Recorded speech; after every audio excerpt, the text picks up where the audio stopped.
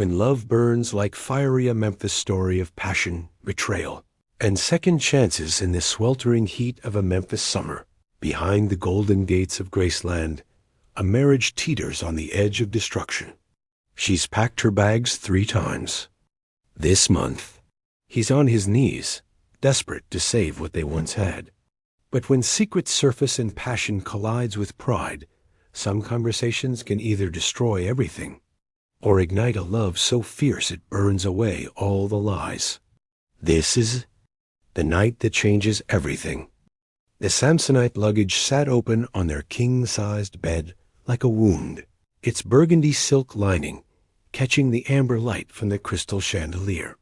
Priscilla's hands trembled as she folded the emerald green dress, the one he bought her in Vegas, the one that made his eyes darken with desire.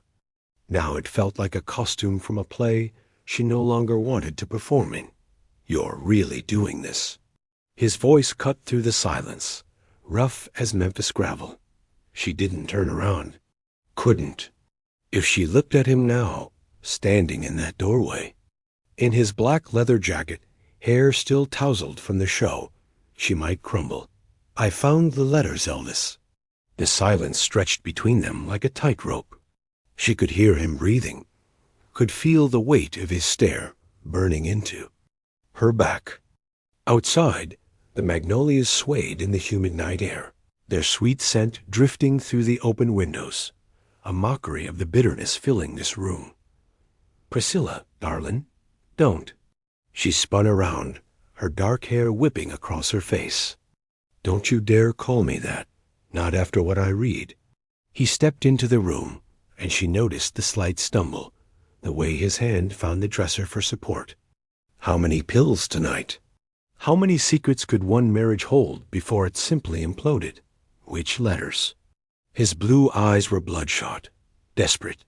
"Because whatever you think you know, the ones from Anne Margaret, the ones from that brunette. In Chicago. Should I go on?" Her voice cracked on the last word, and she hated herself for it. She'd promised herself she wouldn't cry. Not again. Elvis moved closer, his cologne mixing with the scent of sweat and stage lights that always clung to him after a performance. "Baby, listen to me. Those don't mean anything. They're just what? Just lonely women throwing themselves." "At the king?" She laughed bitterly, the sound echoing off the silk wallpaper. "Or just you, taking whatever's offered because you can." His face crumpled, and for a moment he looked like the boy she'd fallen in love with at 14. Lost, vulnerable, human. "It's not like that. You don't understand the pressure, the loneliness when I'm on the road. And take me with you." The words exploded from her chest, raw and desperate. "I've been begging you for years. Take me with you instead of replacing me in every city." He ran his hands through his hair, pacing now like a caged panther. "You know I can't. The image, the fans, the image." She repeated the words like a curse. "Your precious image is more important than your wife. That's not fair." "Fair?"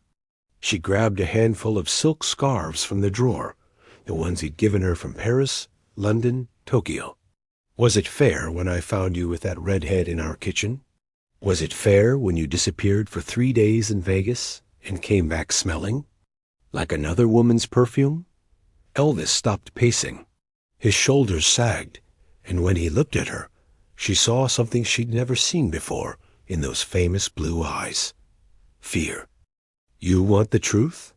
Elvis's voice dropped to a whisper, dangerous and raw. "The whole goddamn truth?" Priscilla's fingers stilled on the silk blouse she'd been folding. There was something in his tone that made her stomach clench with dread. She'd asked for honesty, but now, facing it, she wondered if some truths were too heavy to bear. "I'm listening." He moved to the window, his silhouette dark against the Memphis moonlight. "The women. They're not about wanting them.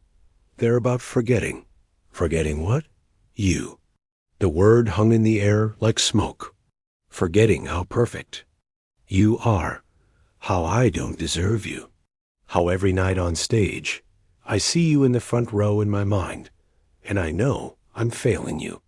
She set down the blouse, her hands shaking. "That's the most selfish thing I've ever heard. I know." He turned, and she saw tears tracking down his cheeks. "I know it is. But when that pills kick in, when the whiskey burns, when some stranger looks at me like I'm a god instead of a man who can't even keep his wife happy, it's easier." "Easier than what?" "And admitting I'm terrified you'll leave me anyway." The confession hit her like a physical blow. She sank onto the bed, the suitcase bouncing beside her. "So you push me away first?" "Yeah." His voice cracked. "Yeah, I do." The silence stretched between them, filled with the ghost of all their unspoken words. Priscilla stared at her hands, at the wedding ring that had felt so heavy lately, at the promises they'd made in Vegas that seemed lifetimes ago. "There's more," he said quietly, "about Anne Margaret." Her head snapped up. "What about her?" "She knows. About us. About how we fight. How you cry yourself to sleep when you think I'm passed out." He moved closer, his eyes never leaving hers. "She knows because I told her. When I was broken and drunk and missing you so bad I could barely breathe." "You told her what exactly?" "That you're the only woman I've ever loved. That every other face is just ... static. Noise to drown out how much. It kills me when you look at me like you're already gone." Priscilla felt something crack open in her chest. "Then why? Why do you keep doing it?" "Because I'm a coward." The words came out strangled. "Because facing how much I need you, how much I've fucked this up ... it's scarier than any stage, any crowd. You want to leave? Maybe you should. Maybe you'd be happier without me destroying everything we touch." She stood up, fury and heartbreak warring in her chest. "Don't you dare make this about what's easier for me. Don't you dare play the martyr now." "Then what do you want from me?" His voice rose, desperate. "Tell me how to fix this, Priscilla. Tell me how to be the man you married. I want you to fight. For me instead of fighting against me." The words tore from her throat. "I want you to choose me, not just when you're scared I'm leaving, but every day. Every city. Every temptation." His blue eyes blazed. "And if I can't? If I'm too broken?" "Then we're already over." The words hung between them like a death sentence.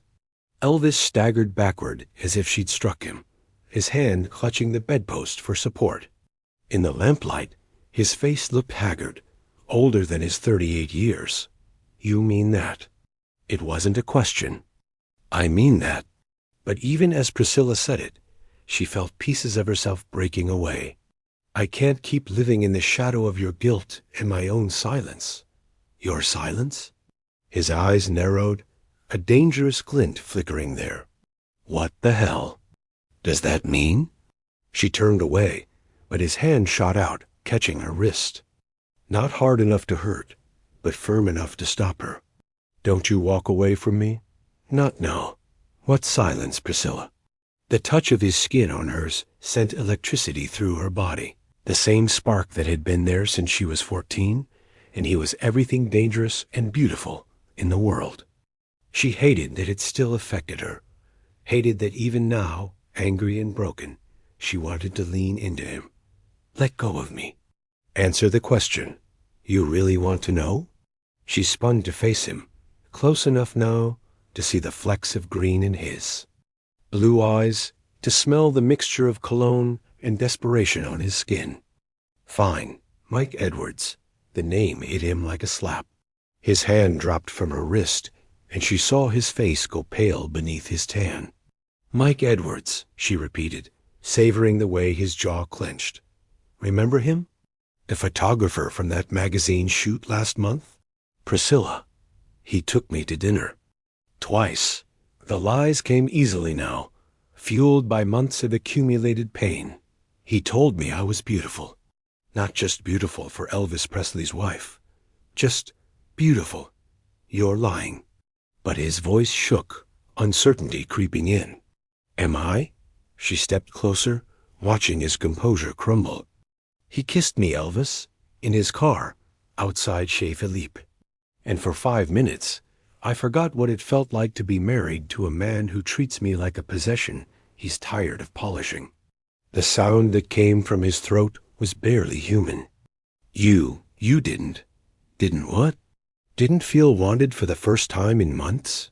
Didn't remember what it was like to be with a man who wasn't thinking about pills or stages or other women? Stop, the word came out broken.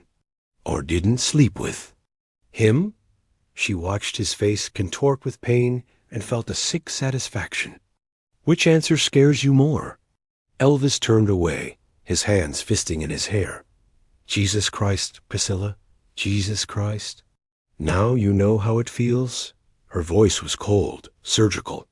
Now you know what it's like to picture the person you love in someone else's arms. Did you? He turned back, his eyes wild. Did you sleep with him? The question hung between them, loaded with the weight of their entire marriage. Priscilla looked at this man she'd loved for so long, this stranger who'd become her husband, and realized she held his destruction in her hands. Does it matter? She whispered. Would it change anything? It would change everything. No, Priscilla said quietly, watching him crumble. I didn't sleep with him. Elvis's knees buckled, and he sat heavily on the edge of the bed, his head in his hands. But you wanted to. Yes? The honesty felt like stepping off a cliff. God. Help me, yes. For the first time in years, I felt alive. Not like an ornament in your collection. Not like a beautiful problem to be managed. Like a woman. He looked up at her, his eyes red-rimmed and desperate. And that's what you want? To leave me for him? I don't want to leave you for anyone. The words surprised her with their truth. I want to leave you for me. I want to remember who Priscilla was before she became Mrs. Elvis Presley. I fell in love with Priscilla, he said hoarsely. The girl who laughed at my jokes and wasn't afraid to tell me when I was being an ass. That girl died somewhere between the wedding and the pills and the endless parade of women you think I don't know about. She moved to the mirror, staring at her reflection. Look at me, Elvis. Really look. When's the last time you saw me? Not the wife, not the image, me. He stood, moving behind her until his reflection joined hers in the glass. His hands hovered over her shoulders, not quite touching. I see you every day. You see what you want me to be. Quiet, grateful, beautiful, and untouchable. She met his eyes in the mirror. But I'm not untouchable anymore. Might prove that. Don't. His voice was rough. Don't say his name again. Why? Because it makes. You jealous? She turned in his arms, close enough to feel his breath on her face. Because suddenly, I'm not just yours anymore? Because it's killing me. The admission came out strangled. The thought of another man's hands on you, another man making you smile the way you used to smile at me, ... It's killing me, Priscilla. Then do something about it. What? What do you want me to do? Choose me.